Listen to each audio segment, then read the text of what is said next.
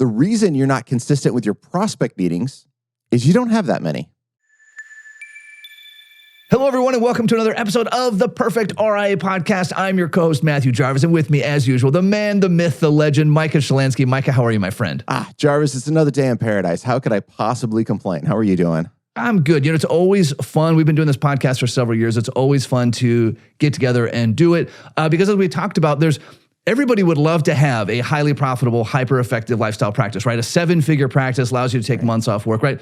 That's kind of like the gold standard, if you will. But there are not many people who have gotten to that level. And there are even fewer, Mike. In fact, I did a podcast episode the other day. I said, maybe there are 10 really good advisors in our industry that are sharing how they run their practice. And the person on the other side said, I don't think there's 10. Like, I dare you to name 10.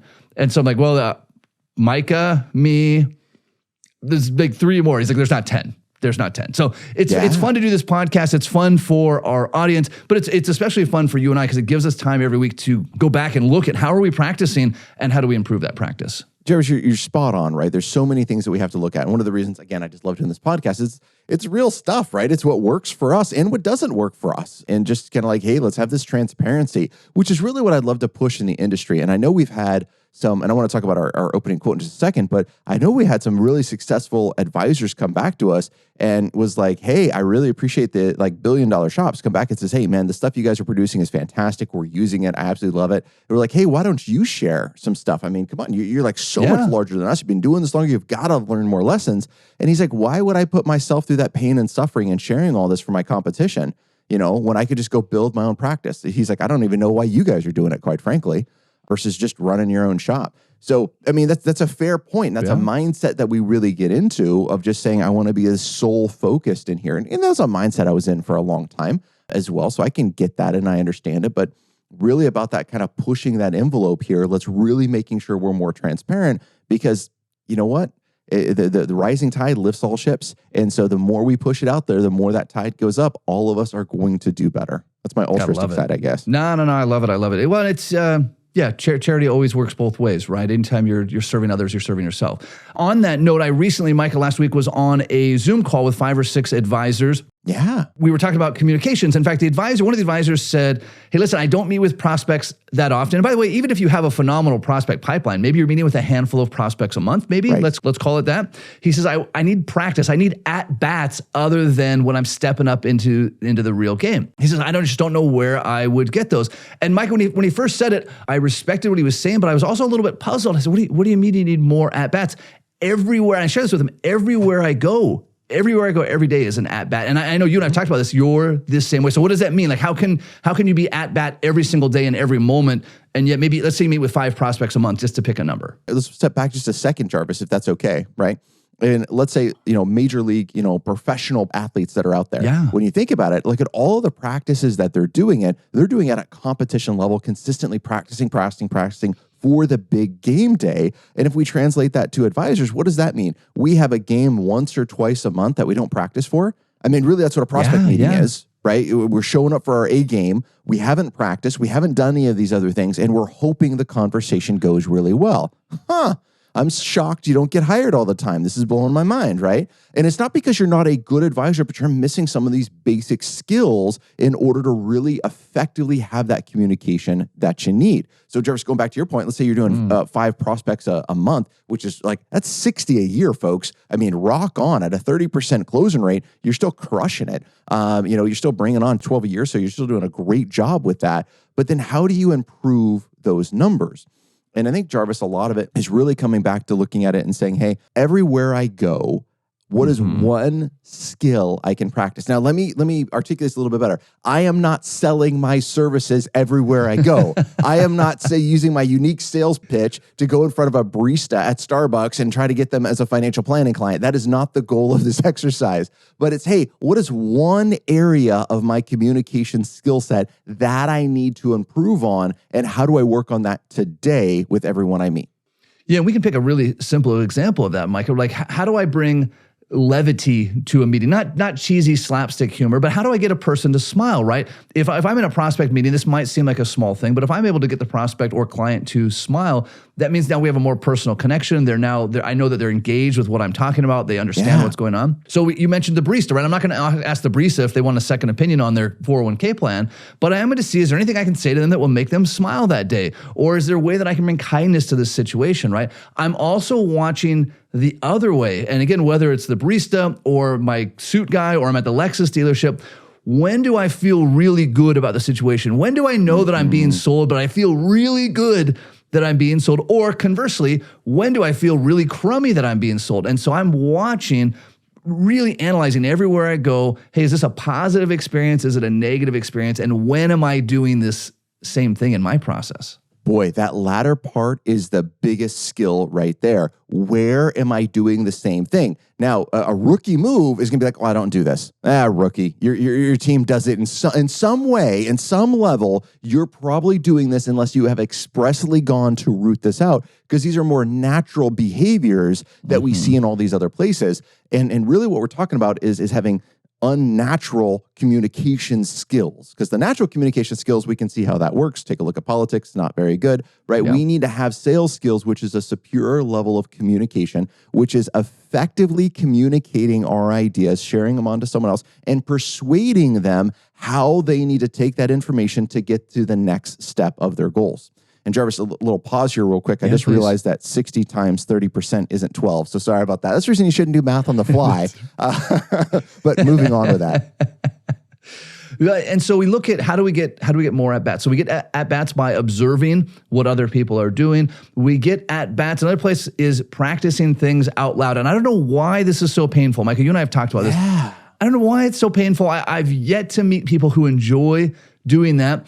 But for example, anytime I'm working on a new value add or I'm going to go give a presentation, I typically like to do this when I'm driving in my car. This confessions, if you ever seen me drive down the road and it looks like I'm giving a presentation, it is because I'm giving the presentation out loud. I want to know, how does it sound when it comes out of my mouth? And there's some science behind this. The side of your brain that does sort of your internal thinking is different than the part of your brain that does speaking. And so what may sound or may seem in writing to be a good idea, when you go to say the guardrails work like this or whatever the case may be, it's a whole different part of your brain. And so like I'm headed to do another keynote quite soon. And as I'm driving around, I'm practicing my presentation again and again out loud in my car. And I probably look like an idiot, but I probably look like an idiot already. So why not get the reps in?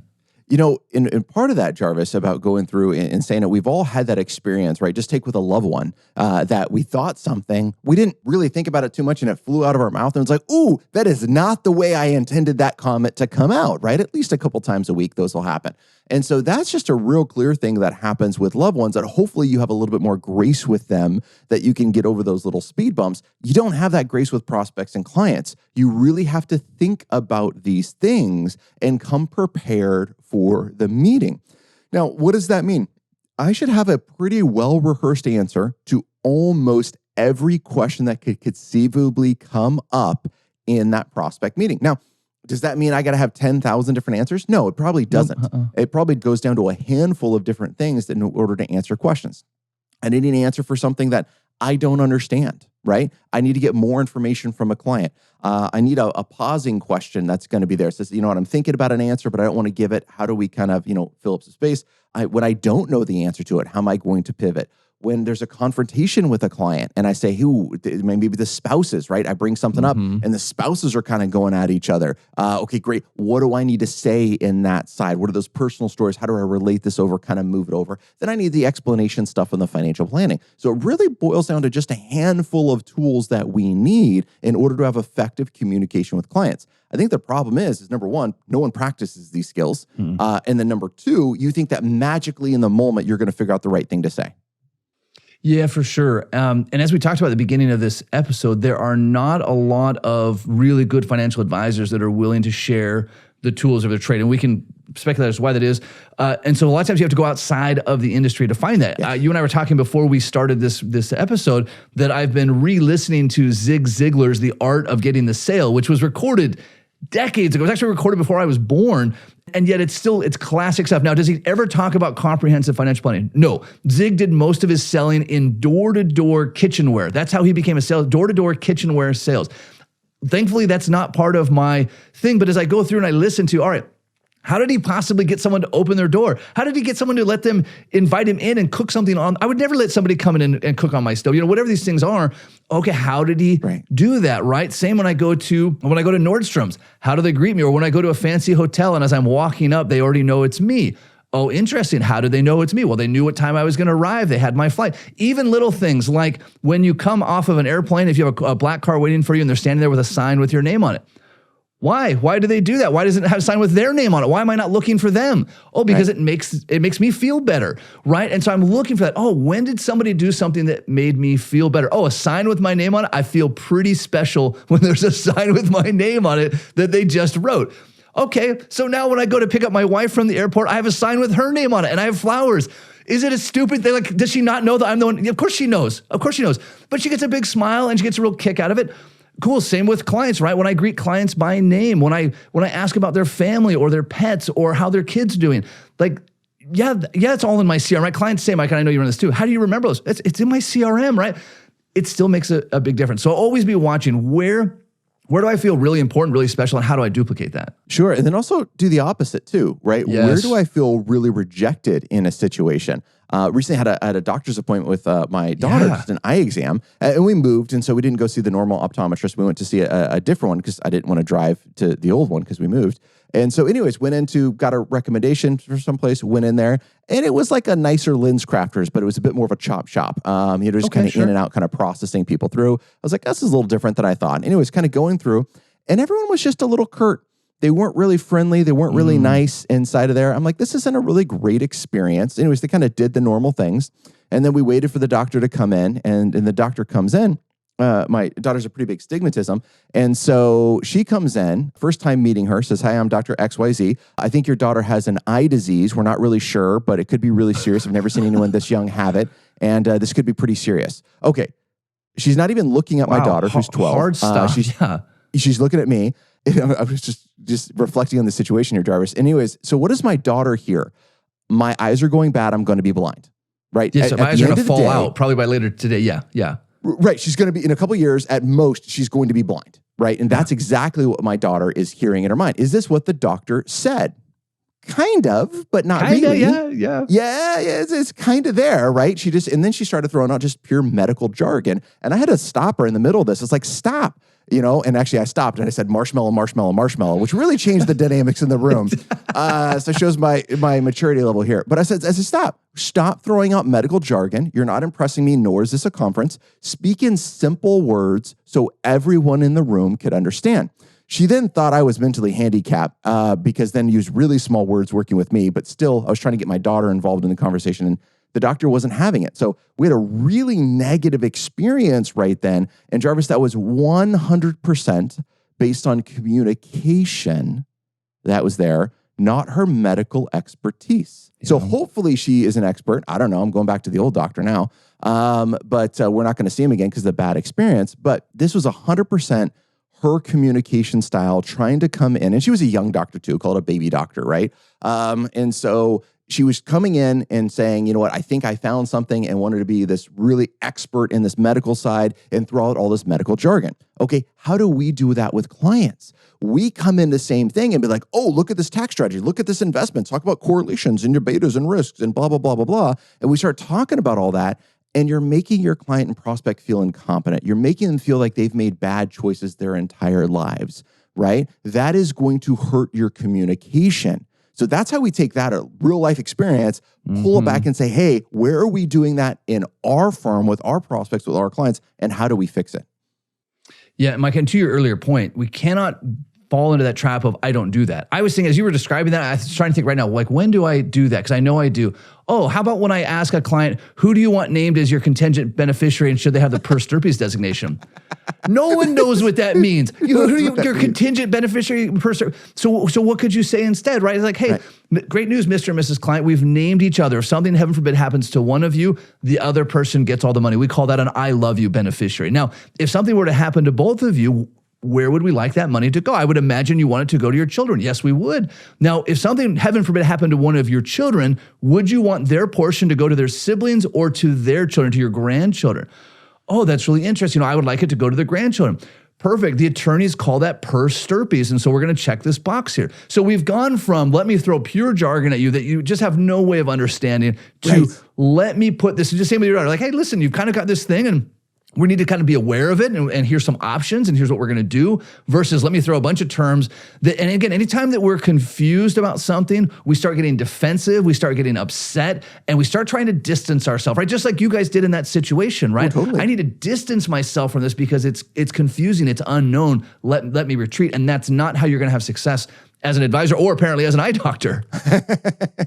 Yeah, so these are really important things to think about, right? What is the terminology that resonates with the client? And then bring in industry jargon when appropriate, right? Yeah. RMDs, right? Why am I going to use RMDs and required minimum distributions? Because that's what clients hear. And so I need to make sure that I'm using that terminology when appropriate. Contingent beneficiaries, tertiary beneficiaries, right? When would I use that? I'm not leading with that. I'm going to say, great, what is the terminology which they can understand? Hey, Luz, if God forbid if something happens to you, let's make sure your spouse, your wife gets all the money first. Okay, great. If God forbid if something happens to both of you, assume we want our kids to come in. Okay, that's going to be there. All right, well, we're going to, Trevor, same as you said, we're going to call that the contingent beneficiary because I want them to correlate. I want them to pull together the terminology we're using with the industry jargon when they hear it, because they will come across something in the future where they have to list a contingent beneficiary and I'm not there, right? And I want them to know, aha, Micah said, okay, if something happens to both of us, this is then where that money goes, right? I want them to be thinking about those things, or at the very least saying,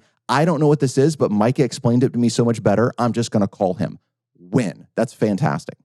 You know, this reminds me of someone that you and I are both big fans of, Jordan Peterson. He talks about a lot in his work, the dangers of single variable analysis. Now, he goes into some topics we won't cover today on that. Sure. But I was thinking as you were talking about that, you know, if we look at things like drawing out concepts or doing one-page financial plans, you might think like, oh, well, that's an overly simplistic, or that's because they don't have technology. That would be a single variable analysis of that. The other is it forces you to remove that complexity. If I'm drawing an image, I probably can't spell contingent beneficiary, so I'm not going to write contingent beneficiary. It would take too long, especially on upside down, right? But as I'm drawing out these buckets or guardrails or whatever it is, that same with one-page financial plan, it forces me to be concise. It forces me to not fall into those jargons. Because by default, we will. We're used to talking to each other. We're used to reading white papers that have this technical stuff. By default, we're going to fall into complexity. We need forcing mechanisms to keep us on this simple path, if you will. Amen. And these forcing mechanisms need to be practiced, right? Yes. And so that's kind of the other big thing that we're talking about here is you got to create the systems, then you got to practice them. All right, Jarvis, let's pivot a little bit more and talk about more at-bats. Is that okay? Yeah. So I love the at-bats and looking at other places that you go and saying, what do they do well that you like? What do they don't do? And then how are you doing those same things? Yeah. Another great at-bat to do is to practice your body language skills. Now, a little, I don't know, here's my pet peeve or warning that's coming out with this one. Most people, when they're learning body language, think that, oh my gosh, I learned this cool trick and now I know it instantly. I can read someone else's mind and know what they're doing. No, this doesn't mean you're telepathic and you get to read their minds, right? Nope. It is a hint as to a change in the situation. That's how you should use body language, right? When someone's body language changes, because everyone has a different baseline, right? So you can't just take one set of rules and say it works for everybody. You got to know what their baseline is. But really what you're looking for is when their baseline changes. And you get to notice that all around. You get to notice that standing in line. You get to notice that talking at someone at the grocery store. Everywhere you go, you can start noticing people's baselines and body language and then start paying attention to when it changes. Now, how do I apply that, right? Okay, great. If I can really attune to picking up subconsciously that someone's body language has changed, now when I'm meeting with a client and prospect and I've said something that doesn't quite resonate and they have a shift in their body language, right? Even a subtle one, I'm like, aha, something changed. Now, I don't know that they don't understand that. I don't know that they disagree with it. I don't know that maybe their foot was uncomfortable. They moved, right? Whatever that was, but I want to be aware that something took place. And now I get to ask some probing questions. Let's make sure we're still on that same page.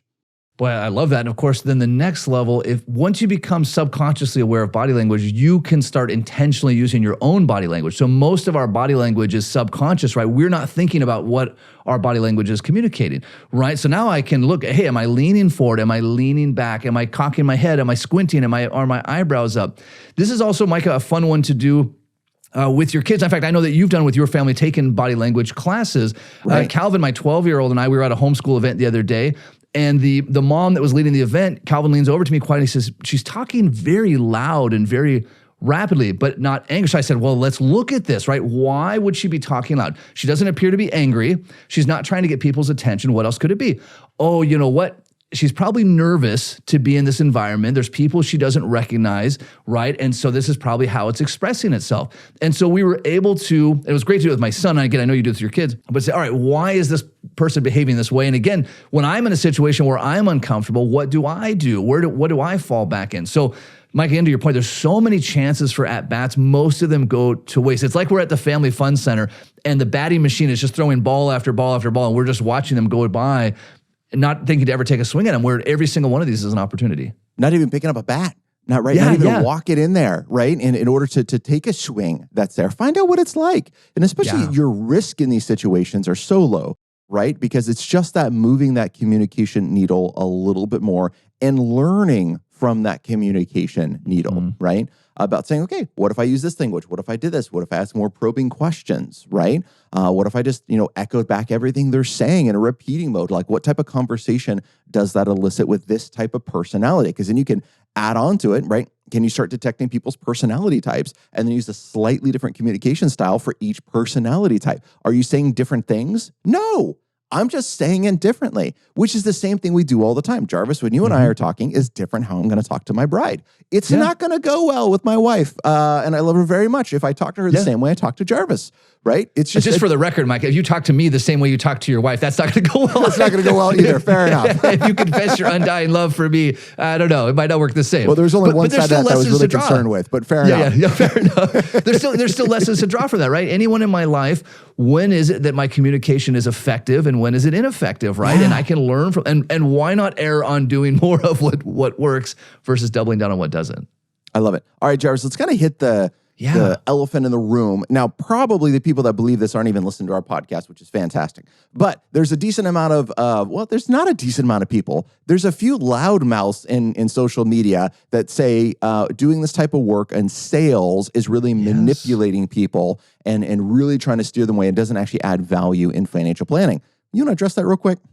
Yeah, it's probably the same people that think what distinguishes advisors is how they're paid or the number of letters behind their name or anything other than value. Yeah. So here's where this boils down to. It comes down to, and Zig Ziglar, again, sales guru, the original of all the sales stuff, he talks about this. He says it's really about what's in the intention of your heart. And he was talking mostly about selling physical products.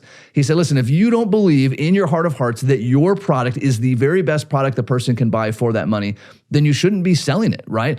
But you're still in sales, no matter what your job is, no matter what your position is, whether you're the operations person, the relationship manager, the lead advisor, the rainmaker, we're all in sales. All of us, all the time, 100%. And so you can either choose to be good at that or you can choose to suck at it. And the results follow you pretty closely. It follows you in your relationships. It follows you with your kids. It follows you with your coworkers. It follows you with yourself, right? When I look in the mirror, Coach Joe Lucas talks about this, right? Like if I get up in the morning and I look in the mirror and I don't like what I see, I need to do something about that. I'm selling myself constantly, right? So it boils down to what's in your heart of hearts. If you're serving people, then the more persuasively I can serve people. And let's look at famous people. Let's look at Mother Teresa. Let's look at Martin Luther King. Let's look at any other people. If they had not been persuasive, right? If Martin Luther King, instead of saying like my famous I have a dream, he's like, I had this thought the other day. You guys should knock this crap off. No one would remember that. No one would remember that. Instead, he really thought, and he was he was a preacher. People forget this, right? He was a preacher, and he did sermon after sermon after sermon after sermon, and he was able to shift the entire world's thinking on critical issues because of his ability to communicate effectively, right? Pick whoever you think is a respected leader. They are always a masterful communicator, always. And that's what we're going for. That's what we're searching for, is that master communication, right? And helping the client achieve their goals. That's really at the end of the day what we're going for. I love it. All right, Jarvis, this podcast is all about action items. So what's a couple action items our listeners could take this week and implement? Yeah, first thing I would recommend, and this is something I've used for many years, take a rubber band and put it around your wrist, or put your watch on backwards, or put it on the other wrist. Put some kind of cue, put a coin in your pocket, a challenge coin in your pocket, whatever it may be, so that you start becoming aware that you are constantly at bat when it comes to communication, either on the communicating side or the receiving side. When I was having junior advisors in my client meetings and I needed something to keep my mind occupied, I would keep a tally of body language of who was controlling the room of the four of us that were sitting in there. And I would just keep little tallies, right, to keep me aware of that. So create some kind of reminder to look for at-bats for opportunities to observe and master communication. Now, pro tip, one of the things, because I made this mistake, is if you're going to keep tally on a junior advisor in your meetings on what they're doing, don't tell them that, because then every time you go to write something down, they're like, oh crap, what did I do? Right? So just keep that a secret till a little bit later. Very subtle. Yeah, be very subtle about it. Very subtle on that one. All right, action item number 2 is I'm going to say, pick a communication skill that you want to improve and be dedicated this next week to working at it in every opportunity that you have. Going to the grocery store, driving, traveling, team members, etc. Wouldn't try your spouse, but the other ones, I would definitely go and say, hey, let's try this communication thing and let's see how well it works. And push the boundaries on both sides of it, right? Where does it fall apart, where the wheels come off, and where does it work really well? So that way you can find a really good gauge in this. Yeah, that's a great one. Micah, last thing I would say, and you mentioned team members there, which is also invest in your team members' communication skills. Amen. We forget that these are the front line. These are the first people that communicate. I used to take the kids to a dentist, a kid's dentist, and he was a phenomenal practitioner. Like I wanted to go there for my own dental work. He was so good, but his front desk staff were obnoxious. They were just bitter people, right? And so there was this huge disconnect. We ended up going there because the front desk was such a pain to work with despite his enormous skills. Wow. And so I know that you and I have both sent our team members to things like the Ritz-Carlton training or negotiation skills, body language classes. We've brought in trainers. This is a really critical thing to go through. These are the people that are talking to your clients far more often than you are. We get this kind of like myopic view of, hey, the client time is the time that they're in the office talking to me. Nope, that's just a fraction of the time. So invest in your team, invest in your family. Just, again, invest in anybody who's got a real play in your life, right? Why would you not? I love it. Hey, and a good indication on the Micah, team, please. If you're not getting constant compliments on your team, they're not doing a good job. Now, I don't tell my team this, and they probably don't listen to the podcast, so I'm good. But this is one of the things that I would say is if your clients are not constantly saying, hey, I talked to X and they were fantastic, and they're not coming out, your team is not doing it correctly. So that's our gauge that we use internally on the management side to make sure. And we know if that starts dropping off, we have some breakdown. Where is it? Let's fix that. Quick shout out, and we'll wrap up. I constantly get compliments on Amber, who's our podcast producer, because she does tests with all of the guests before they come on the show. And so people say, man, Amber, does she work for Riverside? Like, where did you? I say, yeah, Amber's phenomenal. But then again, for a learning standpoint, and Amber is phenomenal, I'm now watching, all right, how is Amber communicating people? What is it Amber does when she gets on a call with somebody to do a tech check, right? That leaves them thinking like, wow, this person really cares about this, really special. So yeah, help educate your team members, learn from them as well. Love it. Jarvis, as always, this is a blast. And until next time, happy planning. Happy planning. Information designed to change lives. Financial planning can make you thrive. Start today, don't think twice.